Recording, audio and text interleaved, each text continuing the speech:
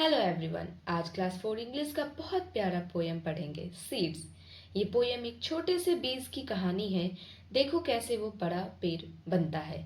चार important question answer है, copy pen निकाल लो, शुरू करते हैं।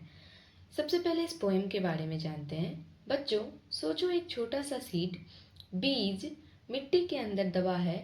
ऊपर एक भारी पत्थर पेबल रखा है। अंधेरा सा है, सांस नहीं आ रही है, पर सीड हारता नहीं है।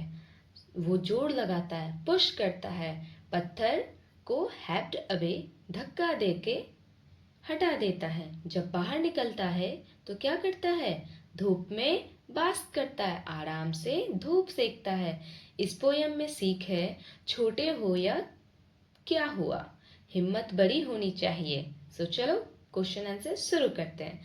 Question number 1 is, what does the seedling do when it has pushed up to the surface of the ground? है ना क्वेश्चन।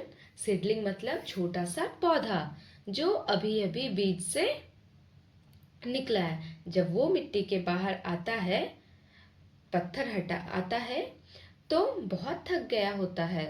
पत्थर हटाया, अंधेरा से लड़ा, तो बाहर आके क्या करता है? आंसर क्या हो जाएगा आपका? The seedling bask in the sunshine. Now question number 2, what do the words had a bee hint at? What does it say about the seedling? Now question number 2, had a big का मतलब है क्या है? Seedling के बारे में क्या बताता है? ये बहुत इंपॉर्टेंट क्वेश्चन है। हैड अ बिग का मतलब होता है बहुत जोर से धक्का देना। सोचो तुम्हारे ऊपर एक बड़ा बैग रखा हो, उसे हटाने के लिए कैसे उठते हो? करके, वही हैप्ड है। तो पोयम में पत्थर पेबल बहुत हैप्पी था। सीडलिंग छोटा सा फ्रेल कमजोर था, पर फिर भी उसने पत्थर को हैप्ड पे जोर लगा के हटा दिया। क्यों? सनलाइट चाहिए थी ना। इससे हमें क्या पता चलता है? सीडलिंग में डिटर्मिनेशन है, इनर स्ट्रेंथ है। दिखने में छोटा पर हिम्मत का पक्का। So answer, the words happed away hint at the pebble being very happy and the amount of effort the seedling had to put into move it away to get the sunlight it needed. It shows the determination and inner strength of the seedling. So now question number 3, how do you know that the seedling wants to grow into a plant? कैसे पता चला कि seedling बड़ा पेड़ बनना चाहता है? बच्चों, कोई भी चीज बिना चाहे नहीं होती है। सीडलिंग बड़ा बनना चाहता था, तभी तो इतनी मेहनत की। प्रूफ क्या है? उसने हैवी पेबल को पुश किया, पत्थर हटाया। वो फ्रेल था, कमजोर था, फिर भी हार नहीं माना। सनलाइट के लिए लड़ा, क्योंकि सनलाइट से ही पेड़ बनता है। अगर उसको ग्रो नहीं करना होता तो मिट्टी में भी पड़ा रहता, पर उसने फाइट किया। So answer, we know that the seedling wants to grow by the effort it put into push it way past the heavy pebble in spite of being frail to get the sunlight it needs. पौधे ने पत्थर हटाया, कमजोर होने के बाद भी। इससे पता चलता है वो बड़ा बनना चाहता था।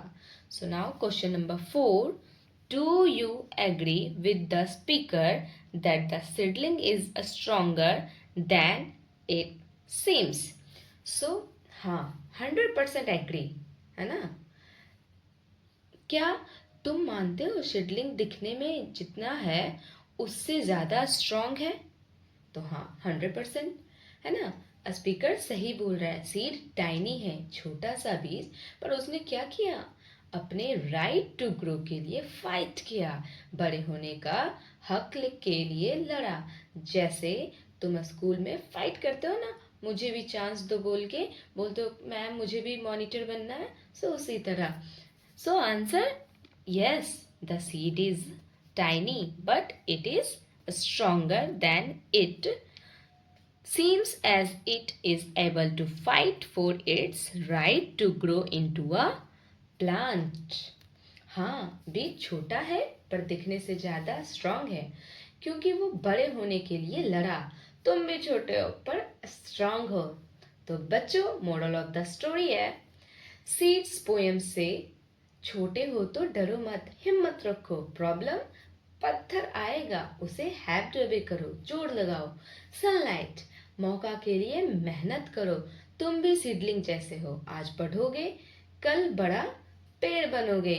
सो आप लोग बताओ, सॉरी, आप लोग बताओ कौन सा क्वेश्चन आपको सबसे अच्छा लगा। कमेंट में क्वेश्चन नंबर 1 2 3 4 लिखना।